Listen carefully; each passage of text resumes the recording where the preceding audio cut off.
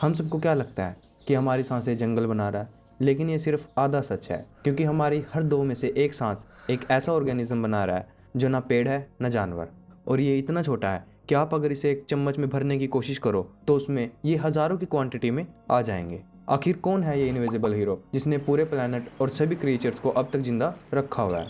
ये क्रिएचर इतना पावरफुल है कि करोड़ों साल पहले इसने सिर्फ खुद के दम पर अर्थ के एटमॉस्फेयर को ही बदल दिया था। और आज भी हमारी सर्वाइवल की असली अख्तार यही है। सबसे पहले तो इस ऑर्गेनिज्म का नाम है फाइटोप्लैंक्टन, और मुझे जहाँ तक लगता है आप में से बहुत से लोगों ने इसके बारे में कभी सुना भी नहीं होगा। फाइटोप्लैंक्टन एक माइक्रोस्कोपिक प्लांट्स और ऑर्गेनिज्म होते हैं जो समंदर, लेक्स, रिवर्स के सरफेस पे तैरते रहते हैं। ये मेनली 3 टाइप्स के होते हैं: डायटम्स, सिलिका शेल वाले, डाइनोफ्लैचलेट, कुछ पाउच जैसे दिखते हैं, साइनोबैक्टीरिया। ये बैक्टीरिया भी पौधों की तरह फोटोसिंथेसिस कर सकते हैं, और साइनोबैक्टीरिया ही सबसे पुराने वाले भी माने जाते हैं। ये तीनों मिलकर दुनिया की सबसे बड़ी ऑक्सीजन प्रोडक्शन फैक्ट्री की तरह काम करते हैं, जो हमें आज भी सांसें दे रहे हैं।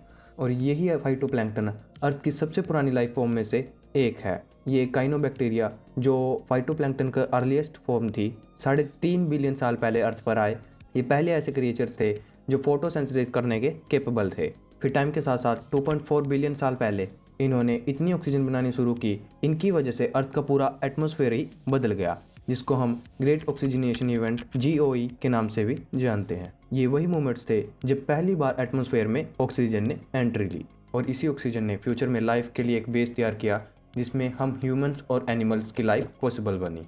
सिंपल शब्दों में कहूँ तो फाइटोप्लैंक्टन ने एटमॉस्फेयर बनाया, और इसी एटमॉस्फेयर ने लाइफ को पॉसिबल किया। नहीं तो आज अर्थ भी एक मार्स की तरह बिना लाइफ के एक प्लैनेट होता। फाइटोप्लैंक्टन के पास क्लोरोफिल्स होते हैं, बिल्कुल पेड़ पौधों की तरह। ये भी एटमॉस्फेयर से CO2, वाटर और सनलाइट का यूज़ करके अपने लिए एनर्जी बनाते हैं, और उसी प्रोसेस के बीच में ऑक्सीजन भी क्रिएट होती है, जिसको ये या तो एटमॉस्फेयर या फिर पानी के अंदर ही रिलीज़ कर देते हैं, जिससे अर्थ का 21% रेशियो बैलेंस रहता है। ये क्रिएचर जब भी पानी में ऑक्सीजन को डिसॉल्व करते हैं, जिससे सी क्रिएचर्स और एनिमल्स के लिए भी ऑक्सीजन के लेवल पानी के अंदर मेंटेन रहते हैं, और पानी में भी लाइफ पॉसिबल होती है। आपके दिमाग में क्वेश्चन तो आ ही रहा होगा कि इतने छोटे छोटे माइक्रोनिज्म इतनी ऑक्सीजन कैसे प्रोड्यूस कर पा रहे हैं कि प्लैनेट लेवल पर ये ऑक्सीजन प्रोडक्शन में 50 to 70% कर रहे हैं। जिसका एक तो रीज़न ये है कि अर्थ के 70% एरिया पर तो सिर्फ ओशन ही है, जिससे फाइटोप्लैंक्टन को एक पूरा ह्यूज एरिया मिलता है जहाँ पर रहकर वो अपना काम कर सकते हैं। और साथ ही ओशन की ऊपर की लेयर में सनलाइट भी प्रॉपर पड़ती है, जो फोटोसिंथेसिस के लिए एक परफेक्ट जगह बन जाती है फाइटोप्लैंक्टन के लिए। दूसरा, फाइटोप्लैंक्टन बहुत ज़्यादा फास्ट रिप्रोड्यूस करते हैं। 1 से 2 दिन में ही फाइटोप्लैंक्टन मिलियंस में बदल जाते हैं, एज कम्पेयर टू प्लांट्स जिनको ग्रो होने में सालों लग जाते हैं। और इतने ज़्यादा फास्ट रिप्रोडक्शन की वजह से इनके नंबर इंसेन लेवल पर है। अगर आप सिर्फ एक चम्मच भर ओशन वाटर लो तो उस चम्मच में आपको हज़ारों की क्वांटिटी में फाइटोप्लैंक्टन उसके अंदर प्रेजेंट मिलेंगे। एक और कारण है कि ये लगभग पूरा दिन एक्टिव रहते हैं। इनको ज़्यादातर सनलाइट मिलती रहती है, ऑक्सीजन कंटिन्यूस बनती रहती है, और इन्हीं वजहों के कारण ओशंस एटमॉस्फेयर का 50 to 70% ऑक्सीजन प्रोवाइड करते हैं। और इतना बताने के बाद आपको इतना तो पता लग ही गया होगा कि फाइटोप्लैंक्टन हमारी अर्थ के लिए इतने मैटर क्यों करते हैं। सबसे इंपॉर्टेंट तो ऑक्सीजन प्रोडक्शन ही है। ये प्लैंक्टन अर्थ की सांसों का 50 to 70% बना रहे हैं। दूसरा, फूड चेन, जिसमें बड़े फाइटोप्लैंक्टन छोटे फाइटोप्लैंक्टन को खाकर जिंदा रहते, और उन्हीं बड़े फाइटोप्लैंक्टन को खाकर छोटी मछलियाँ, और उन्हीं छोटी मछलियों को खाकर बड़ी मछलियाँ, और ऐसे ही सारे सी क्रिएचर्स और हम ह्यूमंस तक इस चेन में कनेक्टेड है। तीसरा, फाइटोप्लैंक्टन का क्लाइमेट कंट्रोल करने में एक बहुत बड़ा हाथ है। ये ज़्यादातर CO2 को ऑब्जर्व करते हैं और ग्लोबल वार्मिंग को स्लो करते हैं। और साथ ही साथ क्योंकि फाइटोप्लैंक्टन पानी के अंदर भी ऑक्सीजन को डिसॉल्व करते हैं, जिसकी वजह से सी क्रिएचर्स और सी एनिमल्स के लिए भी सांस लेना पानी के अंदर पॉसिबल हो पाता है।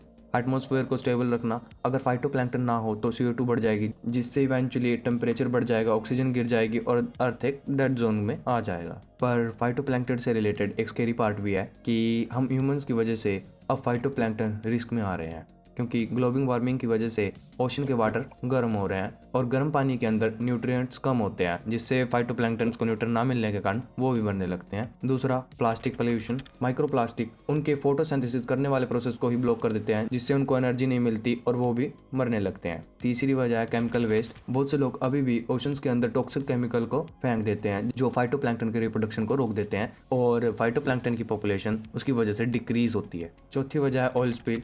और क्योंकि ऑयल की डेंसिटी पानी से कम होती है तो वो पानी की सतह के ऊपर तैरने लगता है, जिससे ये ऑयल सनलाइट को ब्लॉक कर देता है और फाइटोप्लैंक्टन को पूरी सनलाइट नहीं मिलती, जिसकी वजह से उनका फोटोसिंथेसिस रुक जाता है। सोच के देखो, अगर फाइटोप्लैंक्टन खत्म हो जाए तो क्या होगा। एज सच आपको एकदम से तो कुछ फर्क नहीं पड़ेगा, क्योंकि एटमॉस्फेयर के अंदर अभी भी 21% ऑक्सीजन तो है ही है, लेकिन धीरे धीरे अब ऑक्सीजन डिक्रीज होना स्टार्ट हो जाएगी, जिसकी वजह से लॉन्ग टर्म के अंदर ना तो हम ह्यूमंस और ना कोई दूसरा एनिमल सर्वाइव कर पाएगा। दूसरा, फूड चेन कोलैप्स। ये फाइटोप्लैंक्टन ना होने की वजह से जो बड़े प्लैंक्टन अपने फूड सोर्स के लिए इनके ऊपर डिपेंडेंट थे, वो भी मरना स्टार्ट हो जाएंगे, और जो छोटी मछलियाँ इन बड़े प्लैंक्टन को खाकर जिंदा रहती थी, वो भी फूड की कमी की वजह से मरना स्टार्ट हो जाएंगी, और जो मरीन फूड चैन है वो भी धीरे धीरे कोलैप्स होना स्टार्ट हो जाएगी, जिसका एक बड़ा इम्पैक्ट हम इंसानों पर पड़ेगा, क्योंकि कोस्टल एरिया में बहुत से लोग आज भी मरीन फूड पर डिपेंड करते हैं।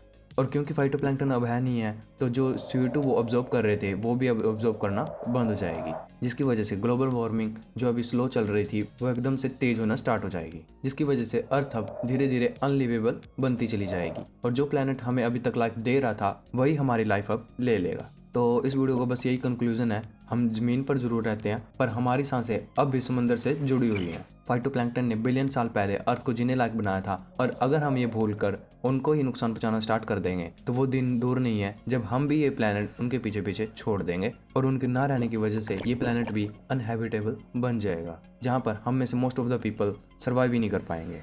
इसलिए दोस्तों याद रखो, सांसें अब भी समुंदर से आ रही हैं, और बस यही है आज के लिए। थैंक यू दोस्तों।